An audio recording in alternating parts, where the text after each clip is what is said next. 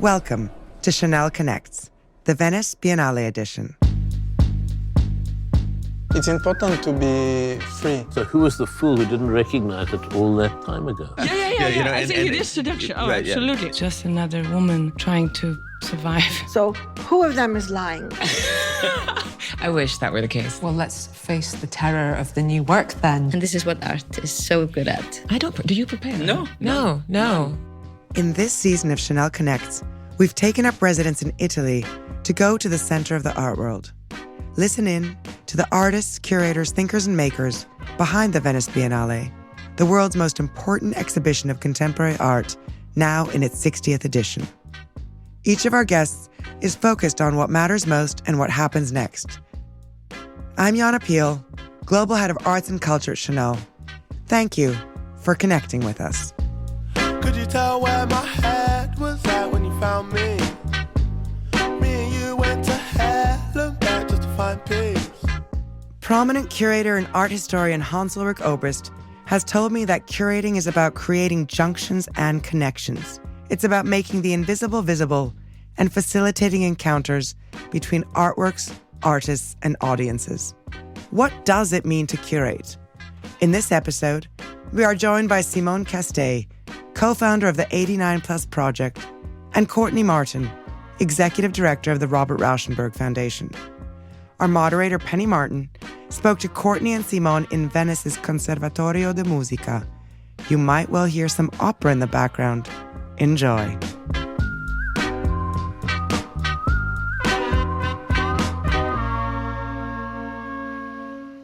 What is it that brings you to the Biennale here in 2024? A sense of curiosity about what will happen this year. I never missed a year since I started coming. And so this year, I think I am curious about what will happen. This is the first time that a curator has been drawn from Latin America. I would say, like Courtney, I've never missed a Biennale since I've started coming. I came in 2001 for the first time when I was 17, and it really knocked my socks off, I would say. I had no idea that contemporary art was even a thing. Mind you, it was before Google was something that people would use on a regular basis. So I had no idea it even existed. I just saw, billboards around Venice that said it was the Venice Biennale. And I thought, what is that? And I remember going with my younger sister and we're, completely ecstatic about what we're saying. So I guess in a way I'm chasing that feeling of first discovery. That's my first Biennale as well. Oh my God. It was, yeah. And that's when we met. I wish that were the case. So at 17, what effect did that have on you? Was that when you knew this was what you wanted to do? I think it helped precipitate the movement.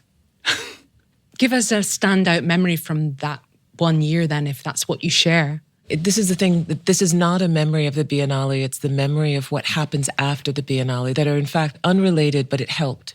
Later in that year, because I'd come in the spring for the opening, and later in that year, of course, is the tragedy of 9/11.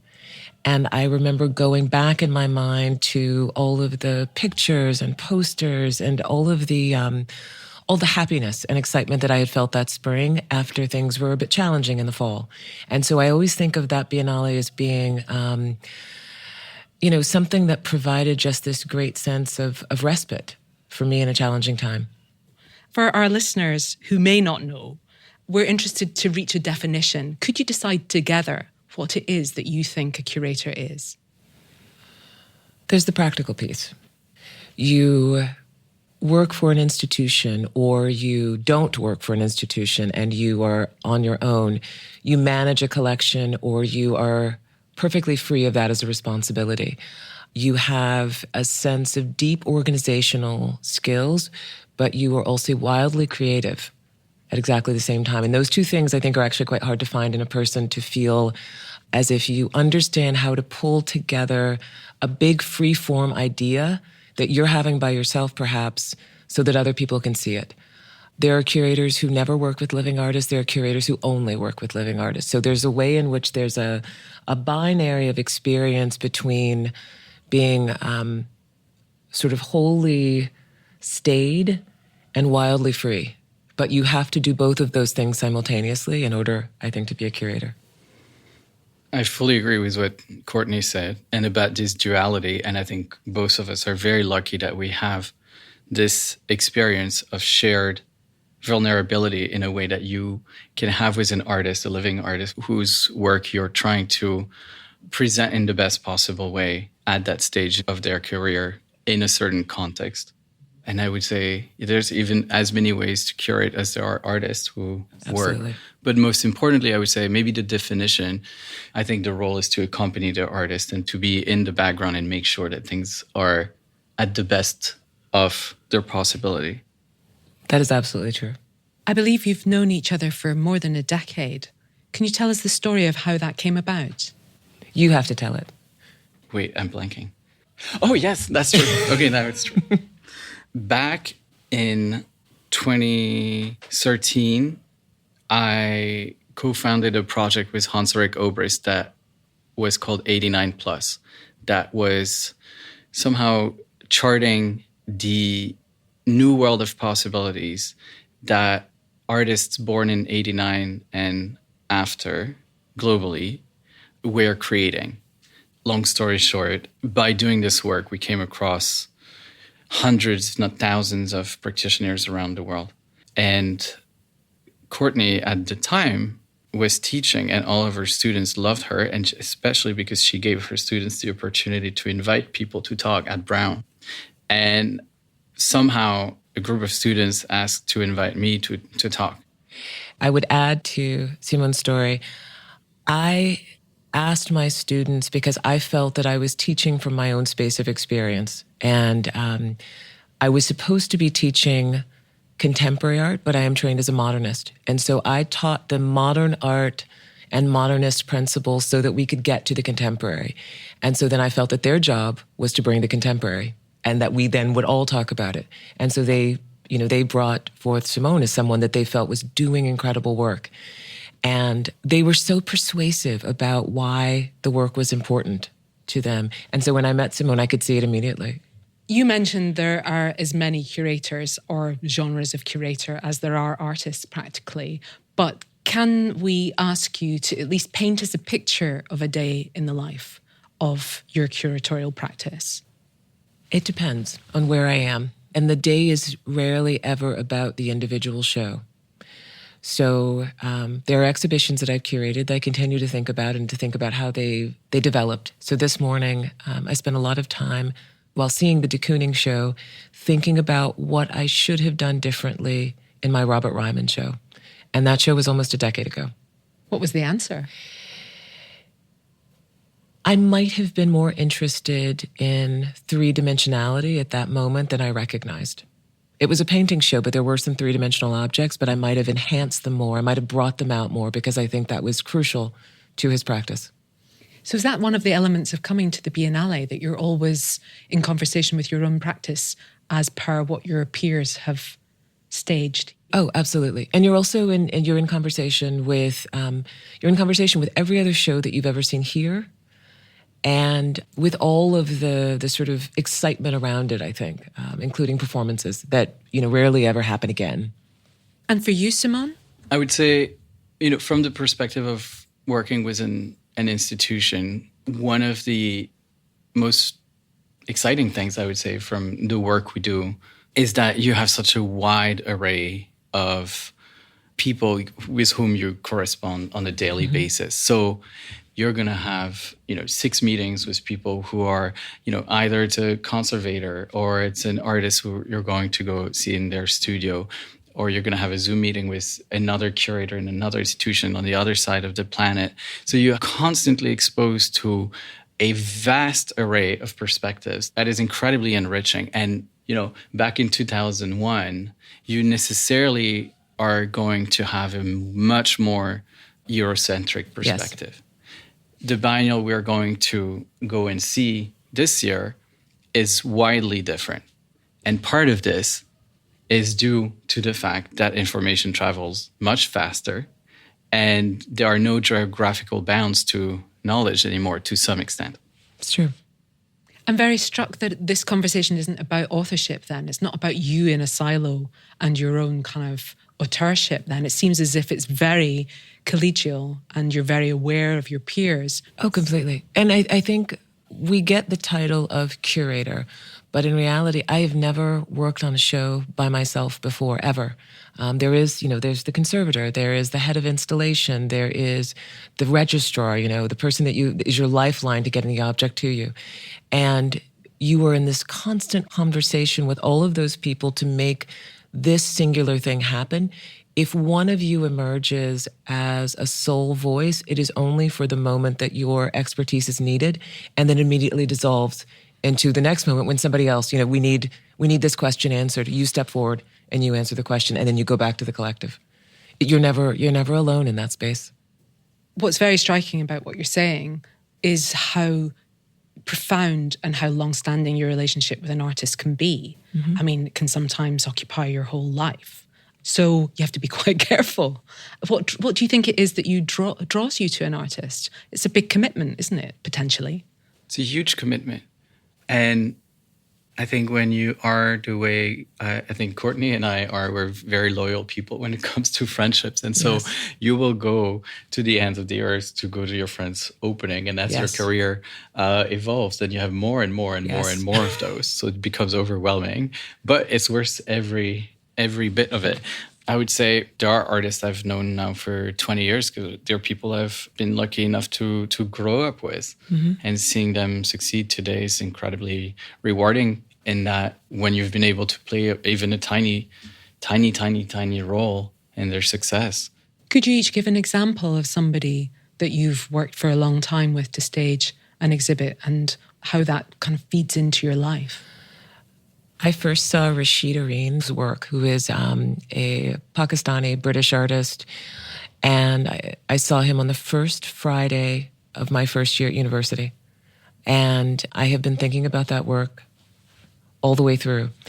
And I will hopefully realize a major project that he developed in the 1960s for the Yale Center for British Art this fall, which is a project to both have public and private interact with each other over food by way of something called the shamayana, which is an Islamic wedding tradition where you invite community in to celebrate the marriage, not in this sort of sense of, these are the relatives, these are the family, but in fact, everybody gets to come and benefit from the joy that's happening.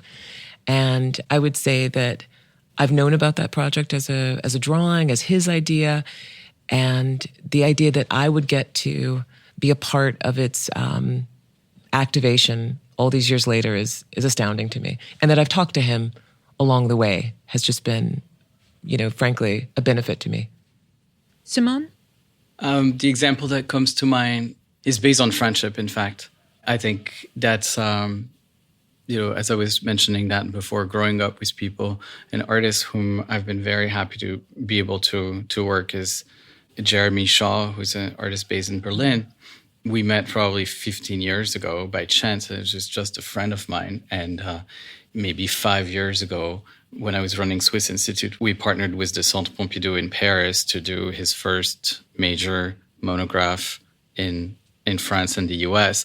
It turns out, because of COVID, we were not able to make it happen at Swiss Institute. So the catalog that we jointly published is only for the Pompidou show. But that was still, a wonderful opportunity to be able to accompany people at different stages of their life with the intimate knowledge of what their personality is and knowing how this could translate in the best possible way in an exhibition format, even if that exhibition never ends up happening. It's true. I'm interested to know what you felt when you first heard Pedrosa's theme for this year at the Biennale of Foreigners Everywhere. Camus. That sense of the idea, because as soon as I heard foreigner, I think maybe just from my own national context, it became stranger. And, I thought, this is interesting because, this is the largest number of artists that have ever been included. And that's a big feat because, so there are 331 in this presentation. Cecilia Almani's presentation had 213, and Zaymon's 2001 had, I believe, almost 200. And so to look at that, and I have to say, I thought that was overwhelming at the time, but I had nothing to gauge it by. And so I wonder, what will this mean to actually, to cast such a big, population? Will we look at these people going forward as a class at some point? Will they come together as a group for us? And for you, Simone? When I heard about it, I thought, great. Because I think for us curators, going to Biennale is the most exciting when the less you know people on the list, the more interesting it's going to be for you as a curator. And I think for an audience, a general audience, it can be true as well, because you're going to have positions that are forgotten or less easy to absorb, and that will provide food for thought for probably longer than a smaller list with much better known names. It's true. It's a huge responsibility, that job. How alluring is that top position of Biennale curator for you? We could do it together. We would do it together. I would do it with you. Stronger together. Yes. I would absolutely, you know what? I'm not even being funny about this. I would absolutely curate anything with you. You should shake on that. Shall we? Let's. It happened here. A deal was done here. Yeah. No, it's hard to answer. I think it must be a daunting experience for whoever is bestowed the honor of curating the international exhibition of the Venice Biennale, because you're going to be the subject of so much scrutiny, and there is no way to win. Every person who curates the Venice Biennale is sort of vilified for about 2 weeks. It's true. And glorified for the years afterwards. For the years after. Because everybody will inevitably say it was much better 2 years ago. So once you've heard that theme, what do you do then? How much preparation do you both do before you arrive? What do you read? Which critics are you interested in? I don't. Do you prepare? No. None. Not at all. And in fact, I wouldn't read. I wouldn't. No. Yeah, no. God, no. No. You want to be ready to absorb somehow as a blank slate. Mm-hmm. Even if you knew all of the artists participating, you want to have this surprise. Absolutely. Of course, there are awards, the Lions. How important are they to you? I think they're more important in retrospect, in a way. Not to take away from the artists who receive them. It's obviously a great honor, but it's interesting to see the shifts that happen based on how those are awarded. And they always signal something very strong. And then I was reading that you had a short period of time during which it was considered utterly bourgeois to have prizes for the Venice Biennale. So they were suspended for a period of time after 1968. The year that Bridget Riley wins. Was it the year she won? She won in 68. And so and you're right. And there is this kind of sense of, I think the counterculture had, moved into art in that sense. And there, people weren't interested in, and what did the prize mean? There's going to be so many people listening to this, being excited by what you do and interested in the possibilities. What would you say is the best advice you can give to a budding curator? Go everywhere. See everything. And listen to what the artists have to say. Yes. It's the most important thing. Don't listen too much to what the others say. Don't listen to anything. Presumably you have no time for escape, but in this city of Venice, what are the food destinations and the locations and the shops that you can only see here that you wouldn't miss? I always try to go to Museo Courtney for the unbelievable collection. And sometimes, because we work in the contemporary art world, history hasn't done its brutal edit. When you look at contemporary art, there's a lot that's going to be interesting in the moment, maybe not forever. And in any case, it is hugely overwhelming. Going back to the roots of what you love, going back to seeing art from 5 centuries ago is a way to reconnect very much to why you do what you do. I completely agree. I got off the train yesterday and I dropped off my bags and I went immediately to the Accademia to see Bellini. and Titian and Tiepolo. And then I felt that I could move forward. But I heard that you also make time for sepi con polenta. Is that not true? I do. And I am at a deficit right now because usually I eat it as the first meal that I arrive and continue doing so until the end, the very end, the bitter end. There is one question that we're asking every participant in Chanel Connects, and it is, what excites you most about the future of art? The ability to reclaim a space against the world. Yeah. I think I grew up with an idea that artists were magicians, and I think that comes out of a very specific time. But I think I've come into an idea that artists are statespeople. And so, you know, even my own ability to move throughout the world has largely been enabled by art. And so I hope that I hope that people can embrace a sense of that, because artists give us a lot of innovation in ways that many other fields just don't have the ability to do that. Well, let's look forward to that. Thank you very much, Simone and Courtney. Thank you. Thank you. Much. Thank you to Simone and Courtney. As Simone and Courtney shared, their first time visiting the Venice Biennale has very much stayed with them in profound ways. We wanted to know from our Venice Biennale attendees this year about the first time they came to Venice. I believe mine was 1999 when Harold Seaman was the curator. My first ever time in Venice was maybe 20 years ago. I came in November and it was a very great day. And there was like mist everywhere and I was very happy to finally see the city. I went to Venice for the first time with my dear friend who is an exceptional curator. And it was an amazing opportunity to realize that everybody is a different type of art viewer. And I went in with an agenda to see every single thing. But my first time I went as if it was the only time I would ever get to go. And I ran around like a headless chicken.